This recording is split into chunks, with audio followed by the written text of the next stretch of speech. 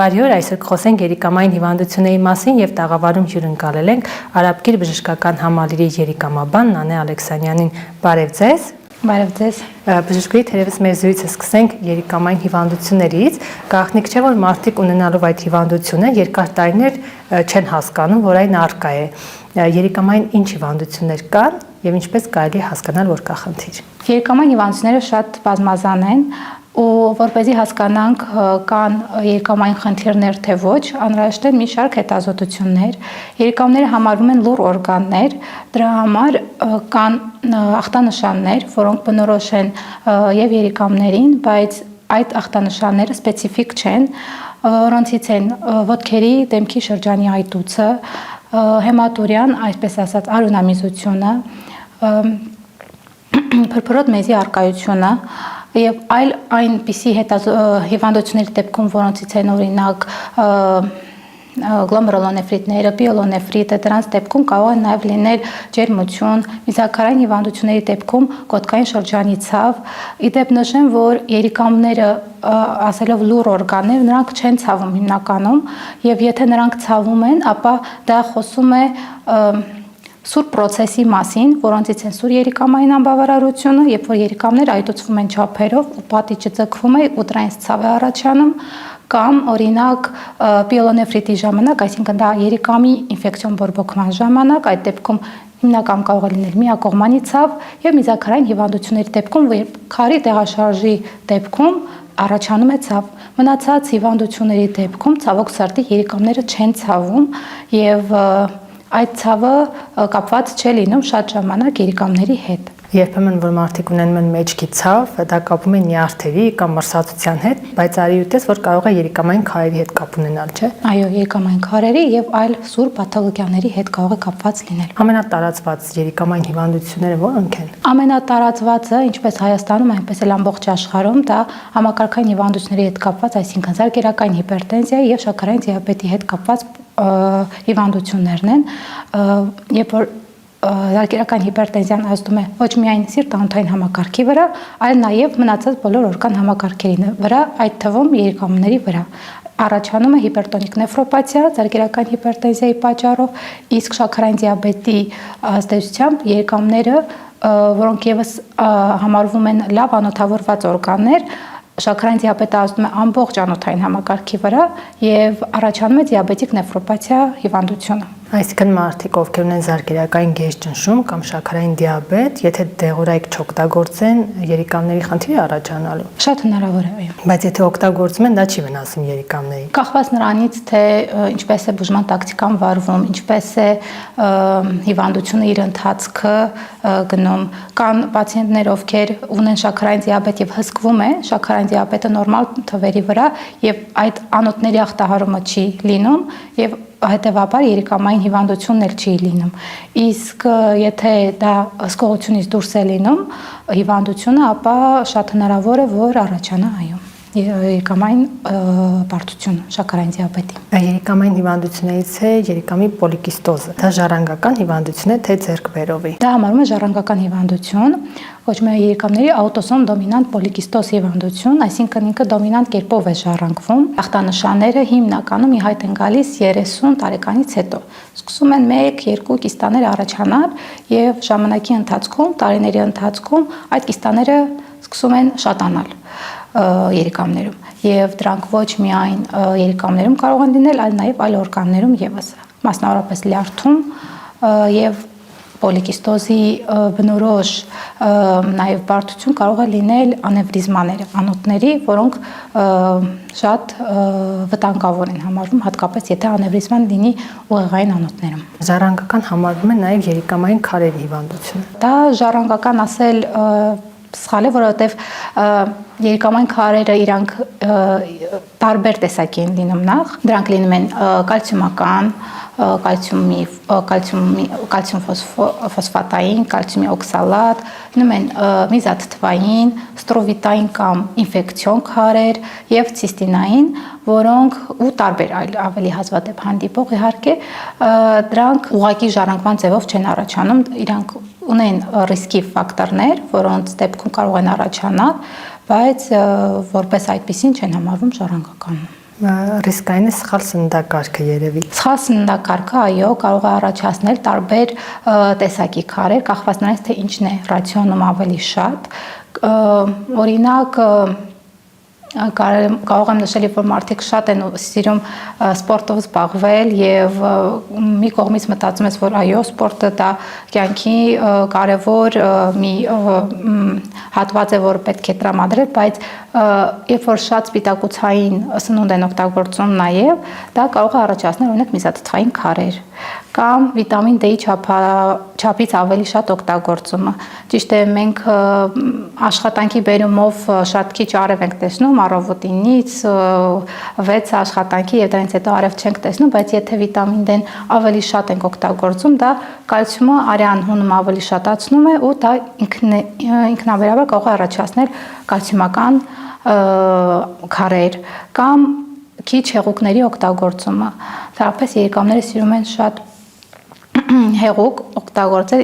իրենց համար ամենակարևոր, այսպես ասած, բաղադրիչ, որ անհրաժեշտ է երիկամներին, դա նորմալ պերֆուզիան է երիկամների, այսինքն հեղուկների նորմալ օգտագործումը։ Եթե հեղուկները քիչ են օգտագործում, աղն են շատ օգտագործում, դա եւս բերում է կալցիումական աղերի առաջացման ռիսկի։ Երիկամային քարերը հանգեցնում են երիկամի անբավարարության։ Երիկամային քարերից կարող եմ նշել, որ ստրուվիտային քարերը, ինֆեկցիոն քարերը, դրանք կարող են, որտեղ չափերով մեծ են լինում, կարող են առաջացնել, բայց հիմնականում միգուցե կառաջացնեն, բայց շատ առաջնային չեն համարվում երիկամային անբավարարության առաջացման համար։ Մարդը սկզբնական շրջանում ինչ անալիզներ կարող է հանձնել, ինչպես կարող է հետազոտվել, որ հասկանա նախ ինքը ունի խնդիր թե ոչ, նոր հասկանանք ինչպես է բուժվում։ Ընդհանրապես այսպես է, եթե մարդը առողջ է լինում, երբևիցե չի դիմում բժշկի, եթե լավ է, եթե ունենում են այնպիսի ախտանիշներ, որոնք քիչ թե շատ նման են երիկամային հիվանդություններին, ասեմ, որ կարող է լինել այնպիսի ախտանշաններ, որոնք երկար ժամանակ մարդը դա չընկալի որպես երիկամային պաթոլոգիա, օրինակ ընդհանուր թուլություն, ախորժակի բացակայություն, դրանք ոչ սպეციფიկ ախտանշաններ, որոնք կարող են խոսել երիկամային անբավարարության մասին։ Ու ցավոք սրտի լինի այնպես, որ արդեն հայտնաբերվի, որ պացիենտը ունի տերմինալ երիկամային անբավարարություն։ Դրա համար նախ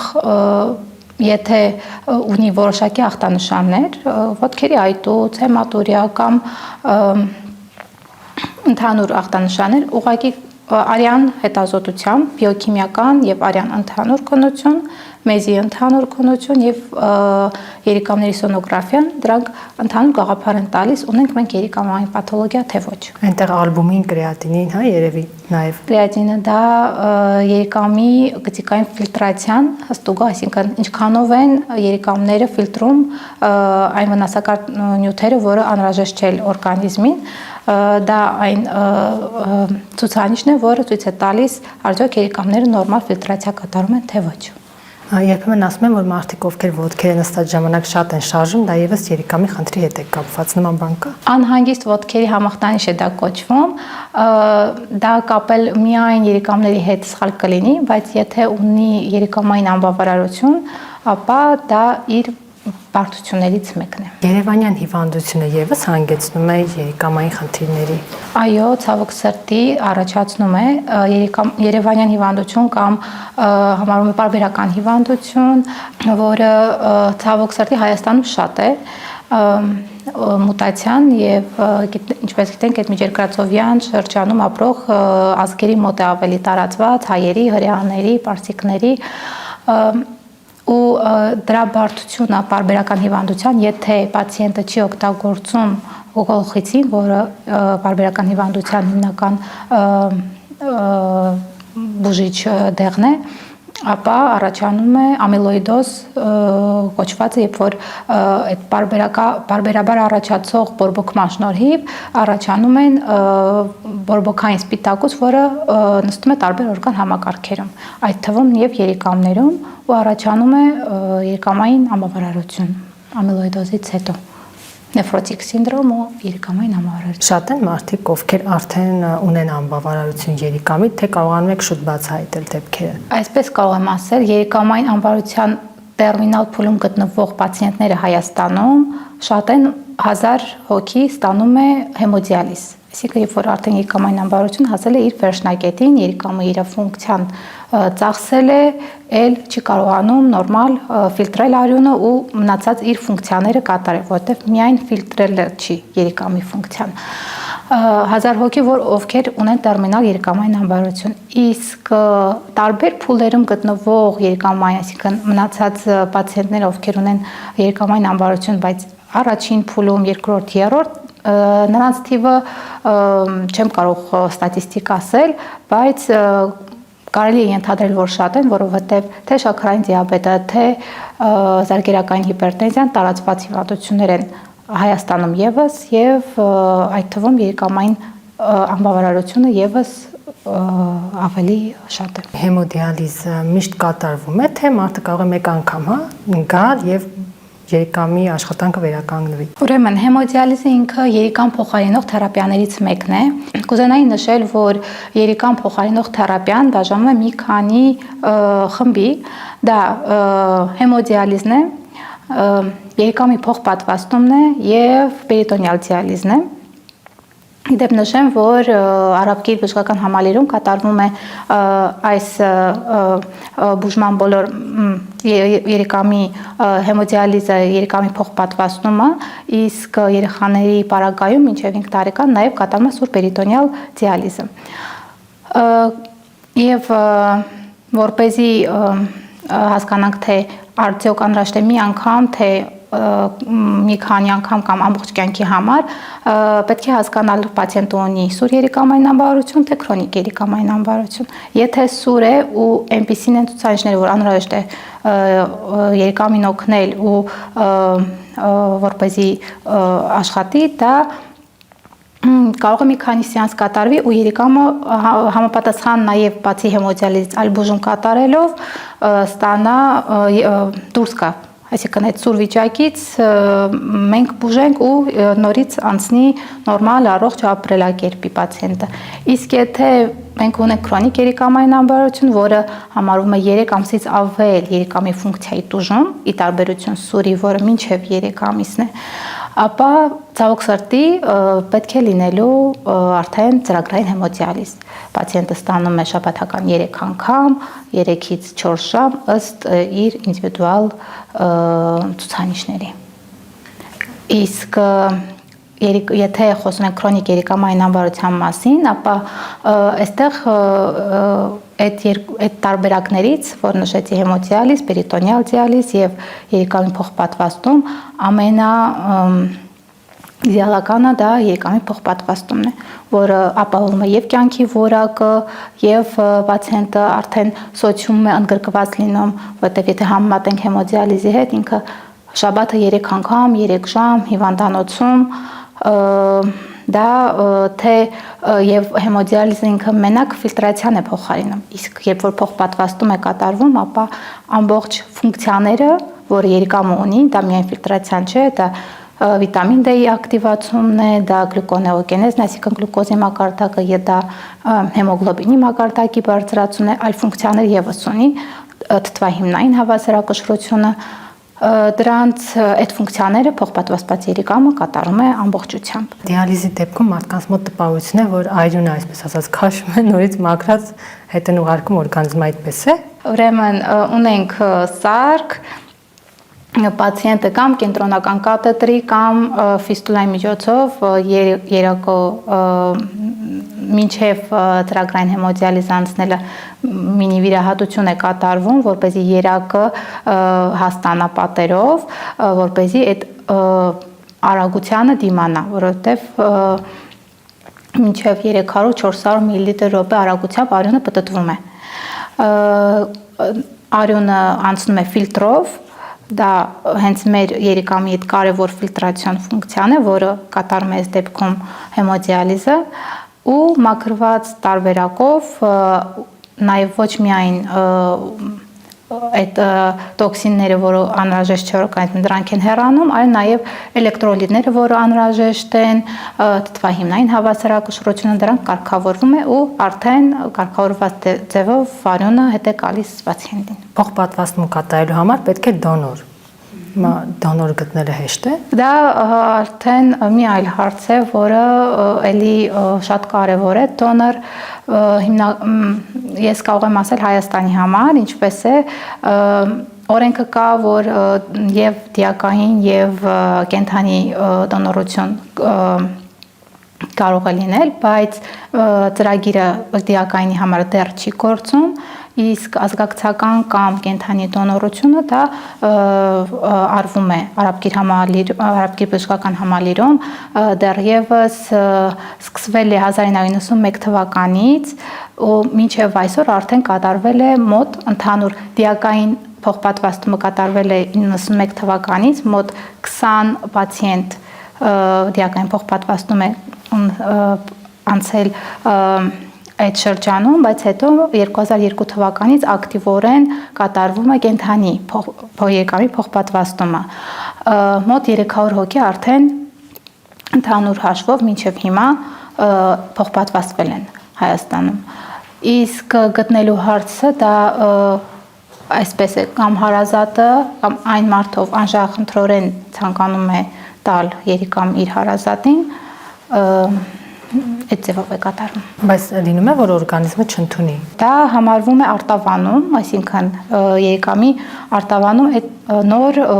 երիկամի հանդեպ լինում են դեպքեր, երբ որ տարբեր տեսակի արտավանման տեսակներ են լինում, որը հետազոտությունների արդյունքում օրինակ չես կարող հայտնաբերել, որ կլինի, եթե հետազոտությունների արդյունքում հայտնաբերվում է, որ հնարավոր է արտավանում լինել, փորձում ենք այնպես անել, որ դեղերով կամ այն պլազմաֆերեզով, օրինակ, որը եւս կատարվում է Արաբկիր բժշկական համալիրում, ըստ կախված արտավանման տեսակից դա կանխարգել է։ Ընդհանուր առմամբ ասեմ, որ արտավանումը կարող է լինել, ասենք, եթե արյան խմբերը չհամապատասխանեն իրար, որը եվրոպական երկրներում եւս արվում է, այսինքն կոչվում է ոչ համապատասխան արյան խմբով փոխպատվաստում։ Ուղղակի դրանց համար այդ իմունոսուպրեսիվ դեղեր ավելի ծանր, ավելի ուժեղ են լինում, որպեսզի այդ արտավանումը փորձեն կանխարգելել։ Լավ, հիմա որպեսզի մարդիկ չհասնեն դիալիզի կամ երիկամի փոխպատվաստման, ինչ չպետք է անեն։ Կամ ինչ պետք է անեն, որ չհասնեն դրան։ Ինչ պետք է անեն, հեղուկների օգտագործումը շատ խրախուսվում է, հատկապես ամռան շրջանում, երբ որ աղիքային ինֆեկցիաներն են շատ լինում, աշխատել է թարմ սնունդ օգտագործել, որպեսզի լուծ չլինի, ջրազրկում չլինի։ Եվ ինչ չպետք է անել, շատ լավ հարց էր։ Հայաստանում շատ է նկատվում, որ տարբեր ցավերի դեպքում օգտագործում են ցավազրկողներ, գլխացավ, ոտքի ցավ, ամեն ինչի համար օգտագործում են։ Դա երիկամների համար մեկ թշնամիներից է։ Ցավազրկողների քիչ օգտագործումը